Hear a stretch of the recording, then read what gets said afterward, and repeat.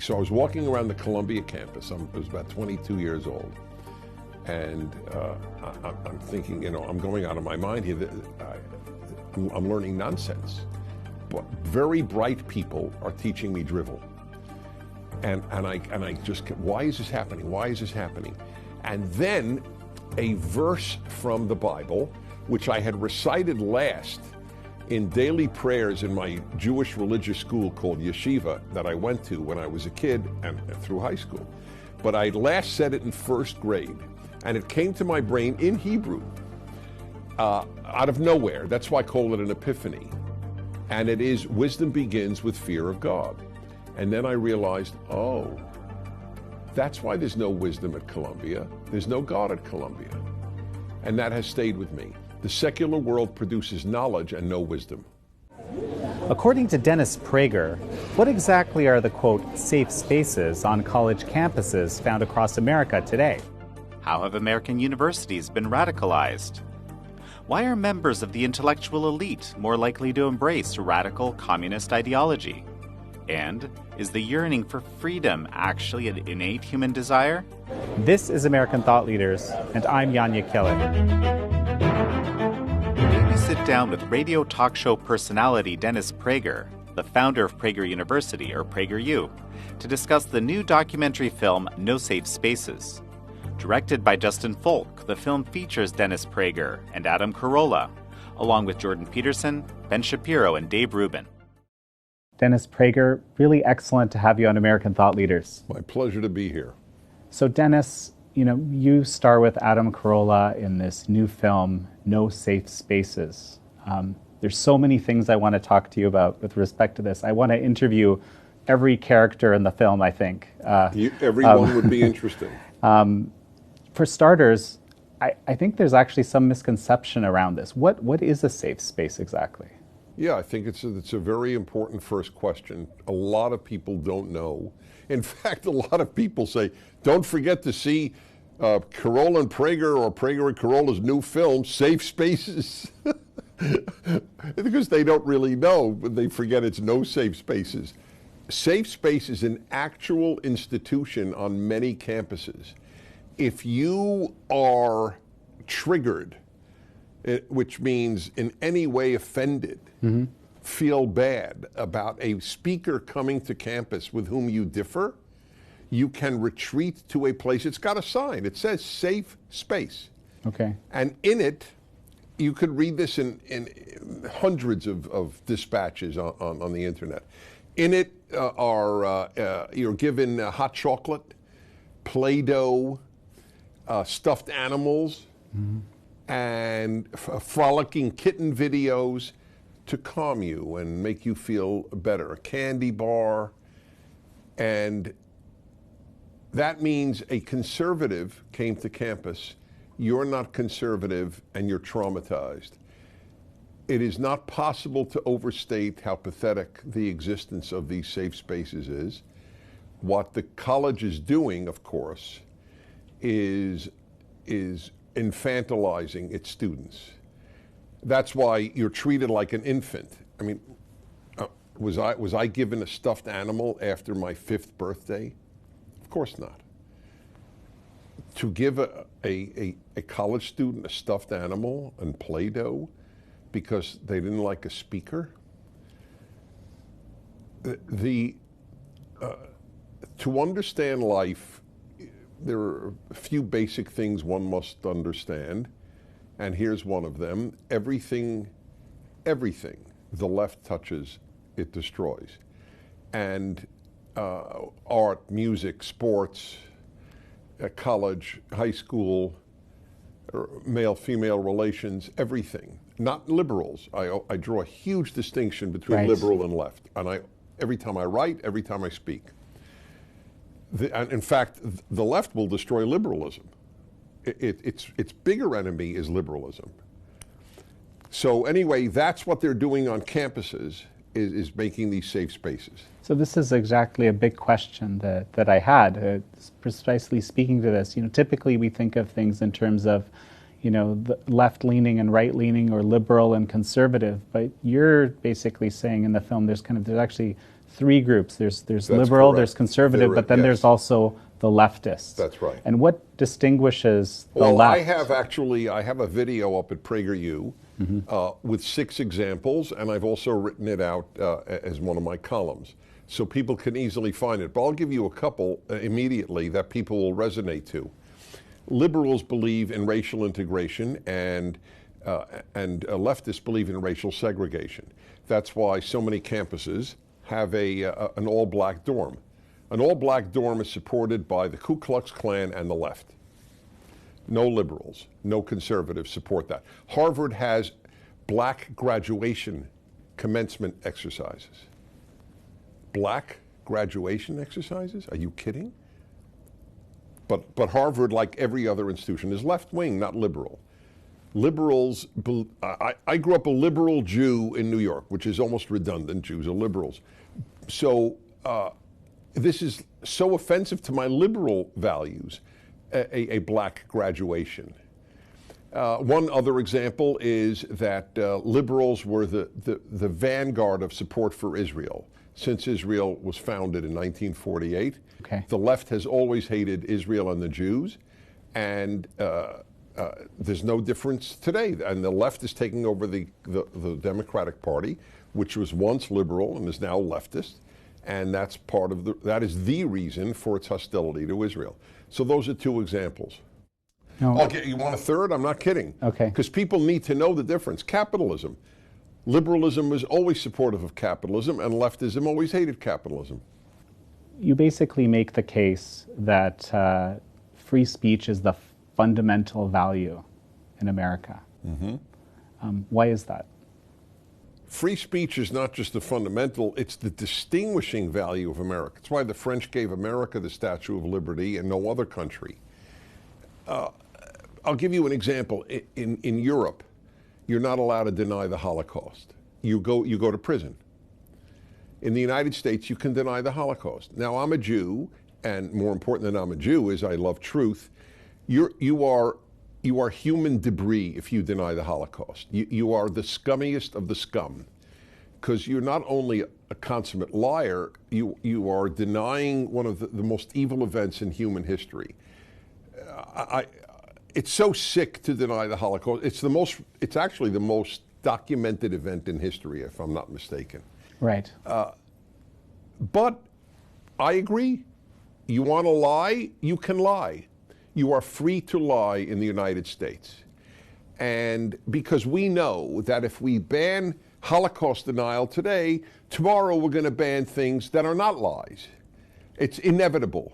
Who determines whether or not you can speak? The left, of course, is totalitarian. All leftism everywhere has a totalitarian temptation.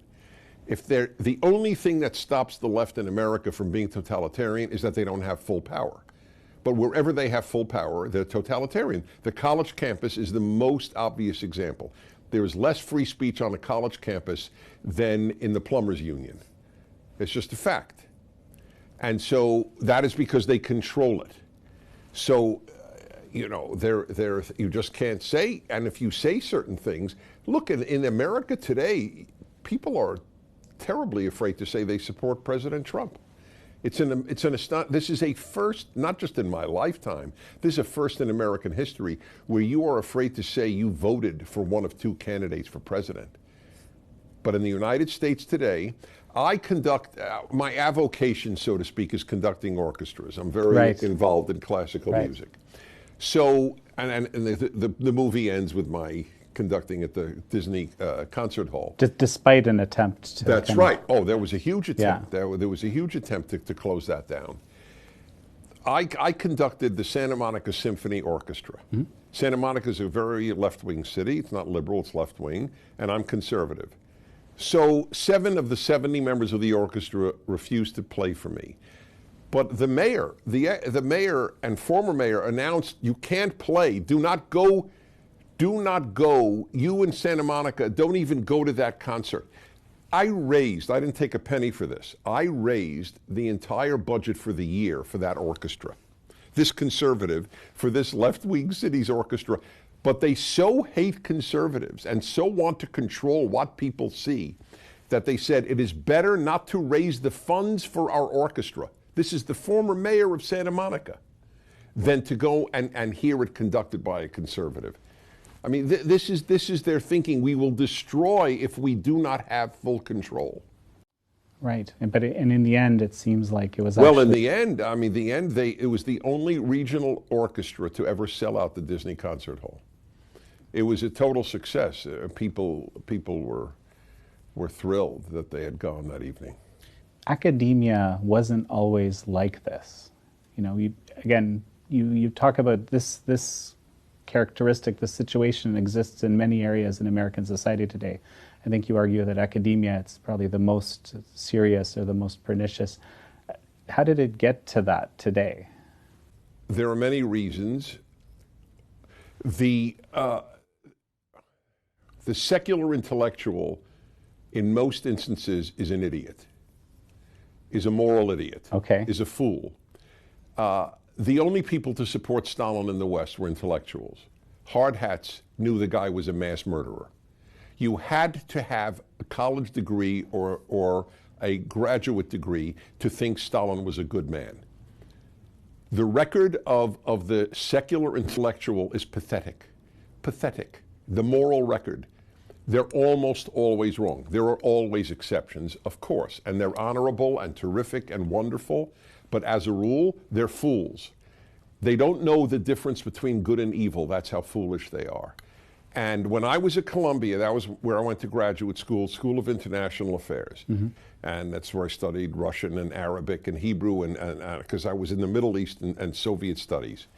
And I was stunned at the idiocies. I was taught then men and women are basically the same. I was taught the Soviet Union and the United States were equally responsible for the Cold War.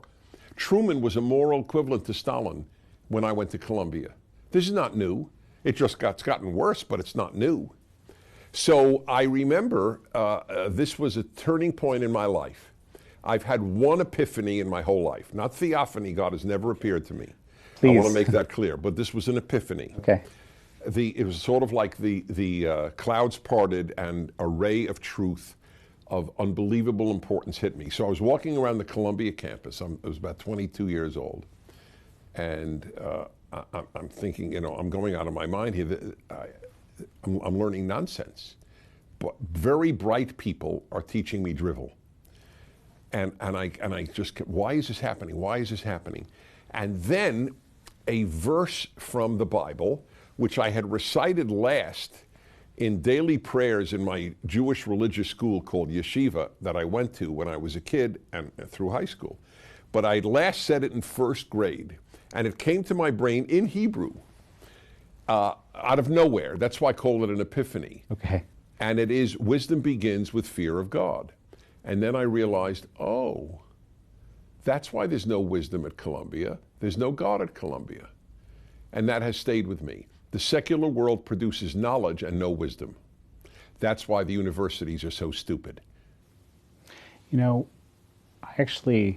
two things that just come to mind at once for me. One of them is, I think it's Jordan Peterson in the film, says something along the lines of, there's actually whole disciplines in universities that are not producing learned people. They're producing activists for further leftism or something to this effect. Right, yes. I found this to be of course I know this to some extent, but I found this to be one of the most disturbing things in the film. It hit me hard. That's exactly right? correct. Which disciplines are we talking about? All of the non-sciences and non-math, all of them. English, gender studies, women's studies, black studies, history, political science, they're wastelands. They're just wastelands. Some are worse than others. I mean, gender studies is actually purely destructive. But women's studies a close second. They're cheerleaders. That's what they are. They're cheerleaders. They ironically, they teach you to hate. If you get a degree in women's studies, you're really getting a degree in men are despicable studies. This is basically replicated across the humanities I now. know That's of what no you're saying? exceptions. That's correct. But again, English departments are terrible. It doesn't have to be women's studies or gender studies. Women, the departments of English, you can get a BA at UCLA, you can get a bachelor's in English and never read a Shakespeare play. After all, he's a white male. They took down Shakespeare's mural at the Department of English at the University of Pennsylvania. Right. Because he was a dead white European male. But he wasn't up there because he was a dead white European male. He was up there because he wrote the greatest English literature in the history of English literature. So now there's a black lesbian poet up there. Latinx. So basically, but based on group affiliation, not based on quality That's exactly of the work. right. That's why they're racist. The left is racist. They care about your blood and your pigment much more than we do. We don't give a damn. We only give a damn if you write well. Well, something that struck me about the film, especially, you're basically, it's a conversation to some extent between you and Adam Carolla. The goal seems to me to be try to, make it a kind of a bipartisan effort or an interest kind of across the aisle, not purely conservatives, where it's been more your focus. How has that been received? Well, it's a little early. I could only tell you that one reviewer that I read it on my radio show today said it was one of the most important films of the modern period. I think it is. And I say it all the time, and I'm not Mr. Humble. It's not great because I'm in it, but I'm in a great film. It's a big difference. It is a great film. The guys who did it made a great film. I'm honored to be in it, but it's not great because I'm in it. If I attract people because of my name, that's great. But the message is far larger than me, and the excellence is not my excellence.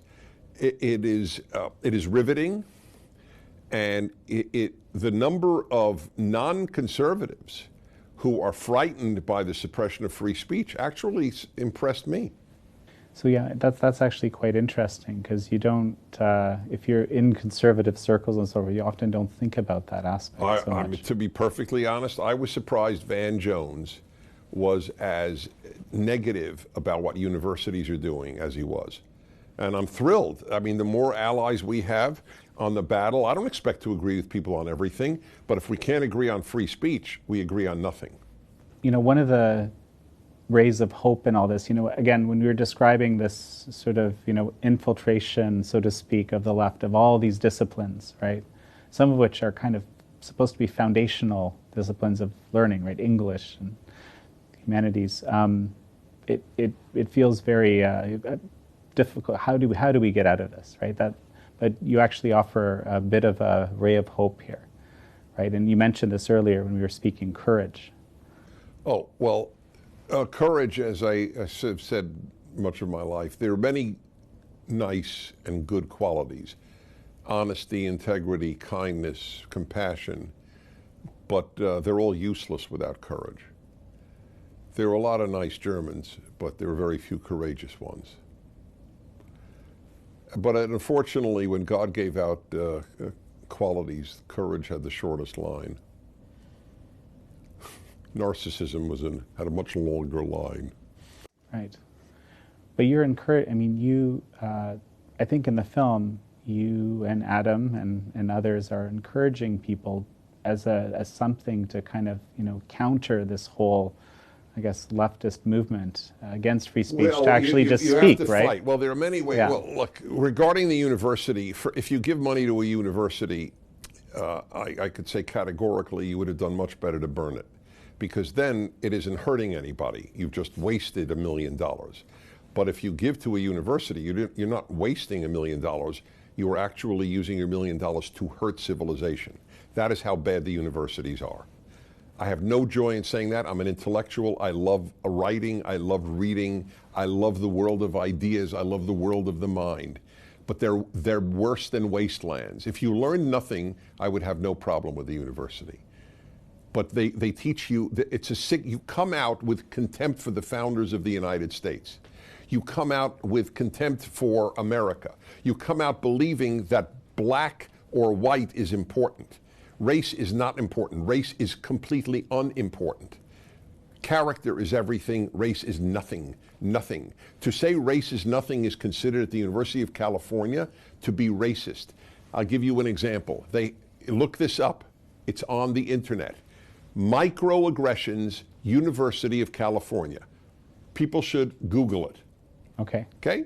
And they will come up with an official listing from the University of California to all its campuses of things people say that are racist. Here's an example. There is only one race, the human race. That is considered racist at the University of California.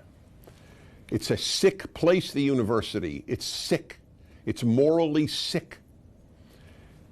America and Israel are the great villains. Two of the finest societies ever made are the great villains at the university.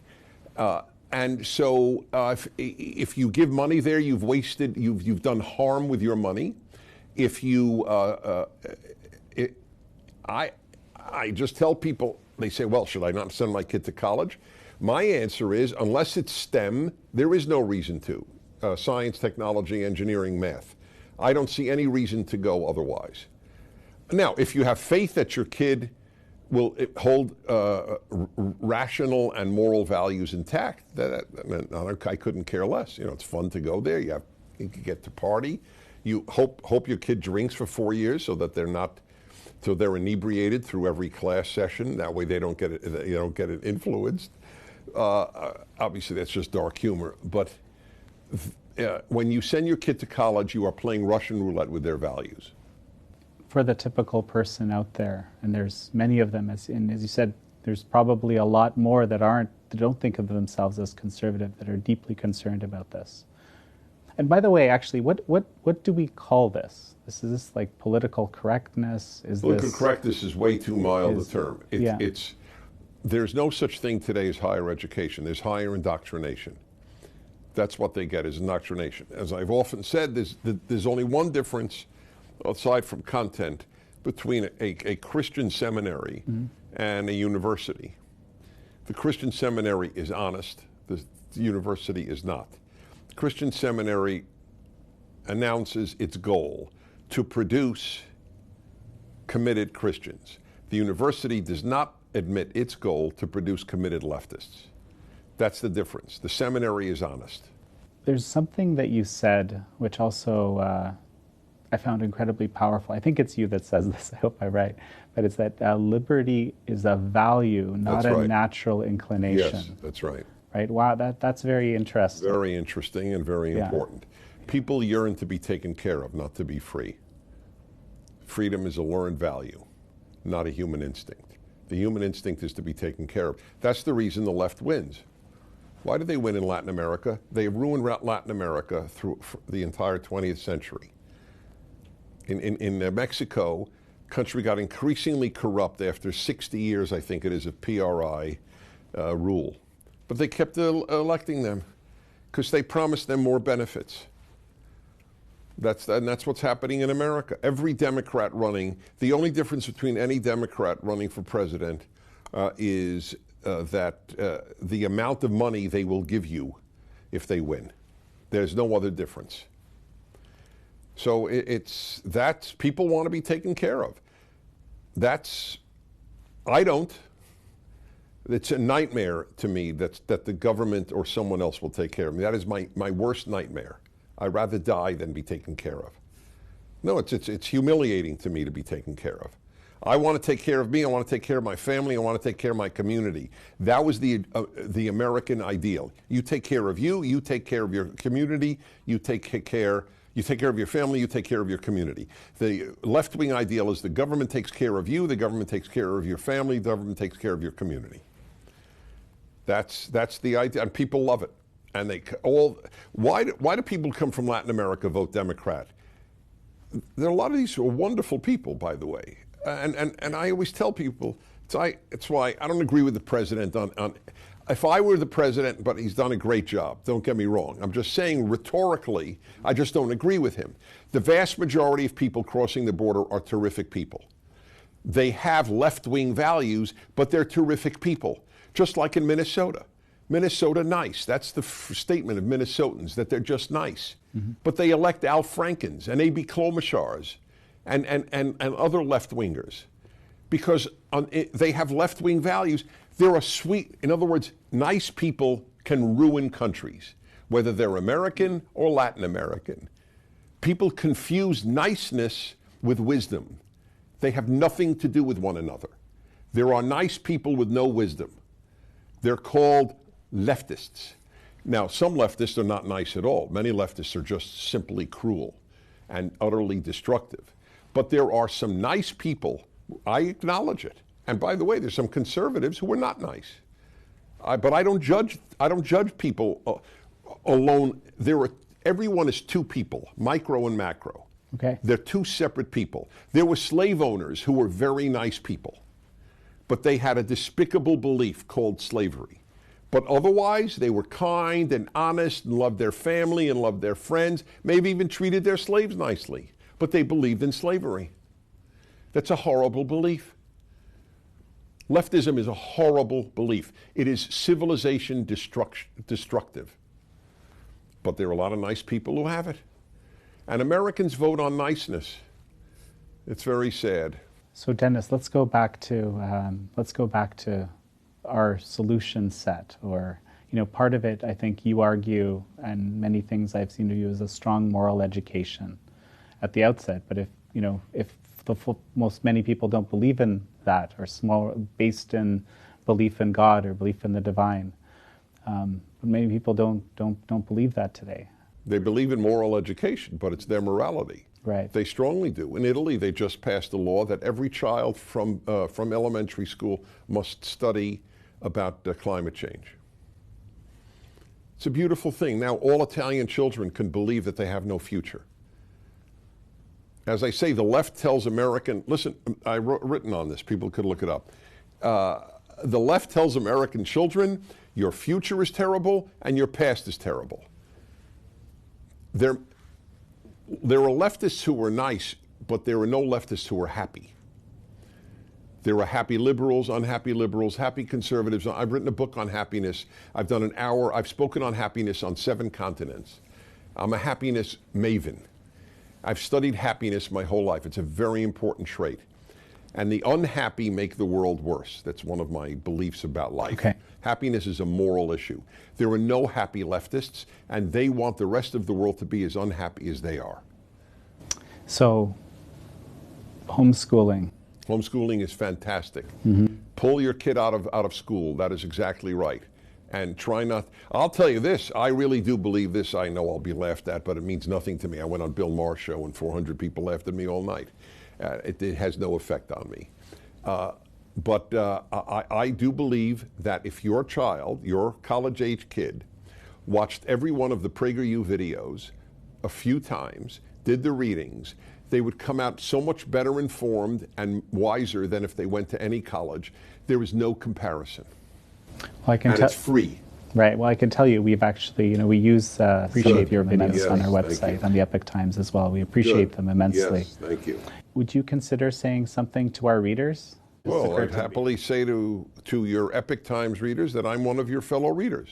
I read the print edition. I told you that before you said anything to me. Absolutely. Yes. Absolutely. I think you're doing a valuable service. Well, I appreciate you saying that. But so, if there's one message that you want folks to get across from after watching No Safe Spaces, what is that? For the first time in American history, free speech is threatened. This has never happened before. Not in the Civil War, never. Never. This is the only thing Americans all agreed on. I may not agree with what you have to say, but I'll fight for your right to say it. This was as American, as they used to say, as apple pie. But, well, actually, they used to say as American as motherhood and apple pie. Motherhood is no longer all that American, unfortunately, and apple pie is filled with carbs. So can't use that saying anymore. But that was the belief. That was the one given. We all agree in free speech. The left has never believed in freedom, never, of speech or anything else. Liberals do, conservatives do, the left has never. That's why the left named its newspaper in the Soviet Union Pravda, which means truth. Because there is no objective truth. There's communist truth. There's leftist truth. I mean, as I said on Bill Maher's show, you know, the left now tells us that men menstruate. And if you say men do not menstruate, you're considered a hater. Not a truth teller, a hater. So you're basically saying it just in black as white, white as black, or truth That is stops having correct. meaning. It has no meaning. Truth is not a left-wing value. That doesn't mean every leftist lies. It means exactly what I'm saying. Leftism does not hold truth to be a value. It holds defeating the right as a value. If people were to go see the film, what is it that you think they can learn that they didn't know before? It'll awaken them to how serious the issue is in an entertaining and utterly informative way. It's a very rare combination of I will laugh and cry. You will do both. Dennis Prager, such a pleasure to have you. Thank you, my pleasure.